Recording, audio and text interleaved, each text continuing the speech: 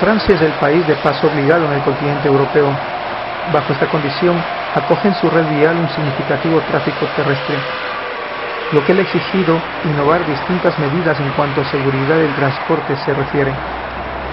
Una de las iniciativas más importantes se basa en la formación preventiva, tanto en la formación inicial como la continua. Para conocer más de aquello, nos acogeremos a la guía de un experimentado conductor.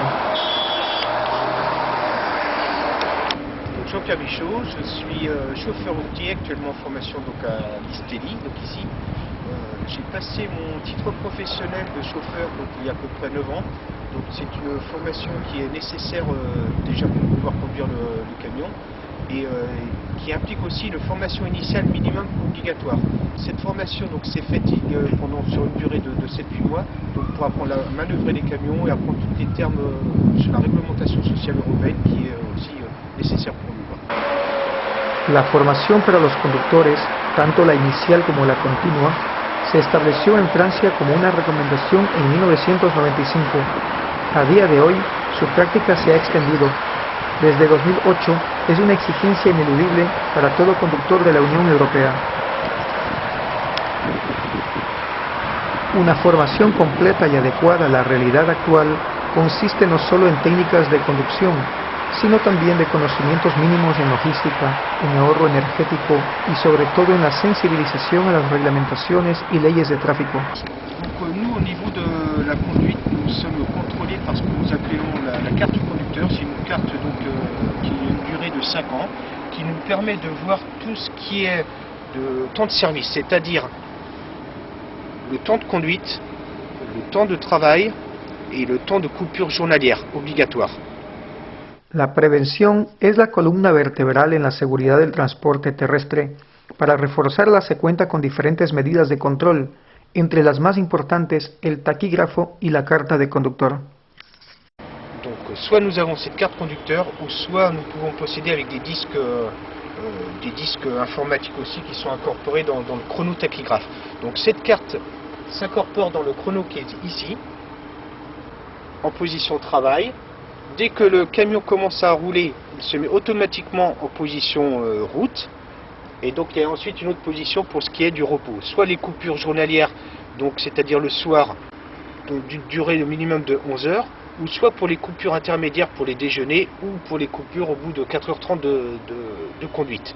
Nous sommes obligés d'avoir 45 minutes de repos. Celle-ci aussi peut servir aussi donc pour délimiter donc les horaires de trajet, le temps qu'il faut d'aller à un point A à un point B.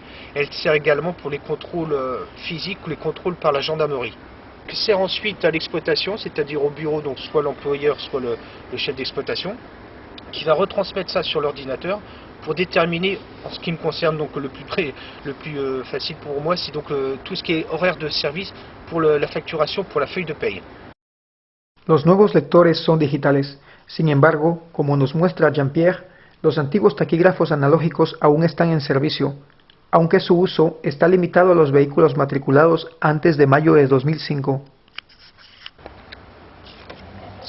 Donc la deuxième solution, c'est le disque que l'on remplit donc manuellement en indiquant donc le nom du chauffeur, la ville de départ et la date à effectuer. Ensuite, on incorpore le disque dans le chronotachygraphe.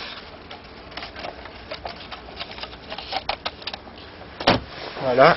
Ensuite, on le met en position donc actuellement donc repos, mise à disposition ou travail. Il se met automatiquement en position conduite lorsque le camion démarre.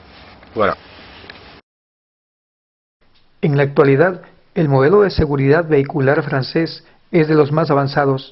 Para conocer algo más de su evolución, nos remitimos con un conocedor de su historia. Bonjour, je m'appelle Claude Bourdin. Je roule depuis 1971. Ça fait donc 40 ans que je suis chauffeur poids lourd. Au début, c'était beaucoup plus simple qu'à l'heure actuelle. On n'avait pas beaucoup d'interdictions. La réglementation était, disons, rudimentaire. Je me souviens que quand j'ai commencé, on était simplement contrôlé par ce qu'on appelait un menteur, un petit cahier qu'on était obligé de remplir toutes les 3 quarts d'heure.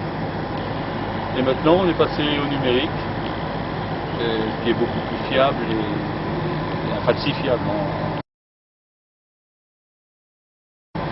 Donc oui, je roule depuis 40 ans pour une boîte américaine qui est la Shell. Chez eux, c'est zéro accident. Ils sont très rigoureux dans tout ce qui est réglementation. Donc j'ai jamais eu d'accident, entre parenthèses. Alors l'AFCO, à l'origine, a été demandée par les syndicats de routiers pour reconnaître ce travail en 1956. C'est une formation qui est valable pour tout transport, marchandises, tout ce qui est poids lourd, plus le transport en commun des personnes inclus pour évaluer nos connaissances, prendre connaissance des nouvelles réglementations si on a au cours des 4 années passées. Pour tous les conducteurs exerçant ce métier de chauffeur poids lourd ou de transport en commun, il est obligatoire d'avoir son permis de conduire, la carte numérique, l'AFCO également, et en plus, dans certains métiers, l'ADR. Donc en cas d'accident, avec cette carte numérique, il est impossible de falsifier quoi que ce soit. Si le chauffeur, par exemple, s'enfuit du véhicule, il est rattrapé par... en fait, c'est une boîte noire. Même qu'il sort la carte numérique du lecteur, il y a la clé USB qui va tout raconter, tout ce qui s'est passé. Donc il est impossible qu'il échappe à la loi.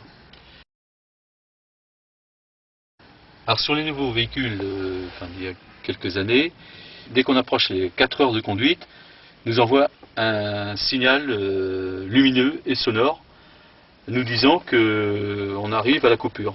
À 4 heures et quart de conduite, on reçoit ce message lumineux sur le tableau de bord. On ne peut pas le louper tellement c'est intense.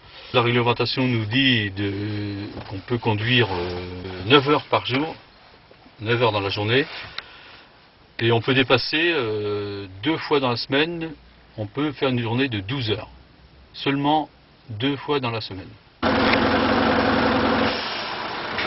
La formación para la seguridad en el transporte es un requisito indispensable.